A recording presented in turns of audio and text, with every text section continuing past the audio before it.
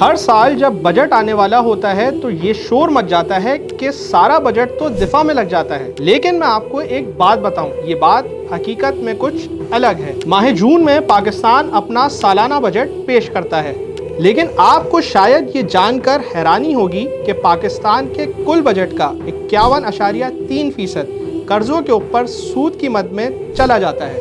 ایک نقطہ اور بہت اہم ہے، یعنی پیسے قرض کی ادائیگی میں نہیں بلکہ اس پر لگنے والے سود کے اوپر جا رہے ہیں، یعنی قرضہ ابھی بھی باقی ہے۔ چلیں اس بات کو آسان کرتے ہیں۔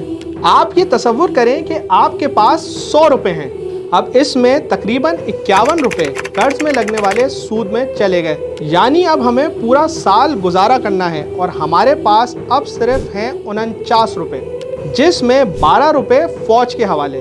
اب ہمارے پاس بچے 37 روپے، تمام صوبوں کو ملا کر ملیں گے 8 روپے، اور اب ہمارے پاس بچے ہیں 29 روپے۔ پورے ملک میں ترقیاتی کاموں کے لیے تقریباً 7 روپے، اور اب ہمارے پاس بچے ہیں 22 روپے۔ حکومتی معاملات کے لیے 4 روپے، اور اب ہمارے پاس بچے 18 روپے۔ پینشن کی مد میں 5 روپے، اور اب ہمارے پاس بچے 13 روپے۔ بی بی شہید کے نام سے چلنے والے انکم سپورٹ پروگرام کے لیے 3 روپے، اور اب بچے کچے 9 روپے سے کچھ زیادہ وہ سبسڈی کے لیے، اور اب ہمارے پاس بچتا ہے 1 روپیہ بھی نہیں۔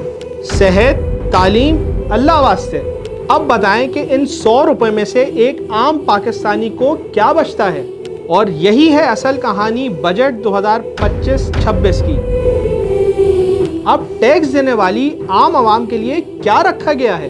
پیٹرول لیوی پر 20 روپے اضافہ، انڈائریکٹ ٹیکسز کا بوجھ، یعنی جس کے پاس کھانے کے لیے روٹی نہیں ہے وہ بھی تو ٹیکس دے گا نا بھائی۔ تنخواہ دار طبقے کے اوپر ویسے تو کوئی نیا ٹیکس نہیں لگا، لیکن مہنگائی کی شرح 13 سے 15% ہے، اور تنخواہ صرف 37,000۔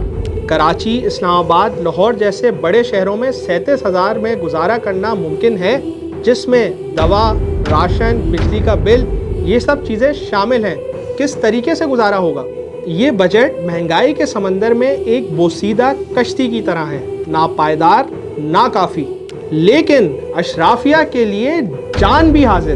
ہمارے سینٹ میں موجود چیئرمین، وائس چیئرمین کی تنخواہوں میں 751% تک اضافہ ہوا ہے، اور بات صرف یہاں تک محدود نہیں رہی، اس میں پروٹوکول، گاڑیاں، میڈیکل سب مفت۔